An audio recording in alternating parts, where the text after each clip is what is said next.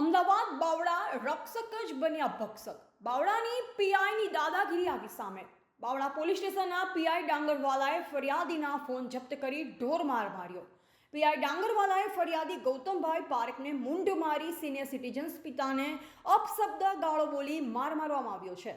ફરિયાદી ગૌતમભાઈના ભાઈની દીકરી કોઈ બીજા સમાજના છોકરા સાથે ભાગી જવાથી પોલીસ ફરિયાદ કરવા જતાં છોકરા વિરુદ્ધ ફરિયાદ કરવા 100 નંબર પર કોલ કર્યો. ત્યારે બાવલા પોલીસે ગૌતમભાઈને પોલીસ સ્ટેશને રૂબરૂ બોલાવ્યા અને ફરિયાદ નોંધાવવા માટે ગયા હતા. ત્યારે બાવળા પોલીસ સ્ટેશને તેમની અરજી લેવામાં આવી. ત્યારબાદ ફરિયાદીએ અરજીનો કોપીનો ફોટો પાડવા માટે કહ્યું હતું. ફોટો પાડવાનું કહેતા પીઆઈ ડાંગરવાલાએ પોતાની ઓફિસમાં બોલાવી ફરિયાદી ગૌતમભાઈ અને તેમના પિતાને ઢોર માર મારી અપશબ્દ બોલ્યાનો ગંભીર આક્ષેપ ફરિયાદી દ્વારા કરવામાં આવી રહ્યો છે.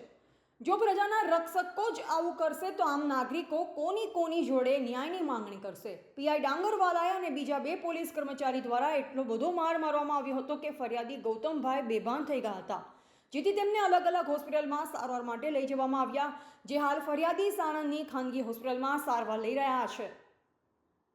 ફરિયાદી અને તેમના પરિવારે જિલ્લા પોલીસ વડાને મૌખિક રજૂઆત કરી લેખિત અરજી કરી ન્યાય માટે ઉગ્ર માંગ ઉઠાવી છે. ફરિયાદીએ તેમ પણ જણાવ્યું કે મને કંઈ પણ થાય તો બાવળા પોલીસ આનો જવાબદાર રહેશે.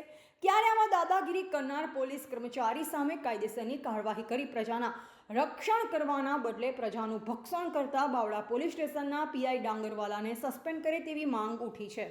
આપનું નામ છે અને ગામ? મારું નામ રૂપલબેન ગૌતમભાઈ પારેખ, સાણંદ. શું ઘટના હતી?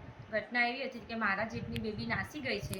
કોરી પટેલનો છોકરો એને લઈને નાસી ગયો છે, તો એના માટે મારા પતિ ખાલી પૂછપરછ કરવા ગયા.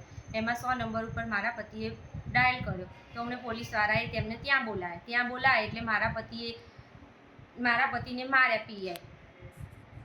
શું પીઆઈ નામ હતું? પીઆઈનું નામ ડાંગરવાલા. અને મારા પતિને એટલા બધા માર્યા છે કે એની સ્થિતિ જોવો તો ખરા સાહેબ, એ બોલી શકવાની સિચ્યુએશનમાં નથી. તો આનો ન્યાય અમને કોણ આપશે? અમારે ન્યાય જોઈએ છે, બીજું કંઈ નહીં. ઓકે, તો ફરિયાદ કરી આ બાબતે? હા, ફરિયાદ કરીને. રિપોર્ટર ભરત બેલદાર, અમદાવાદ.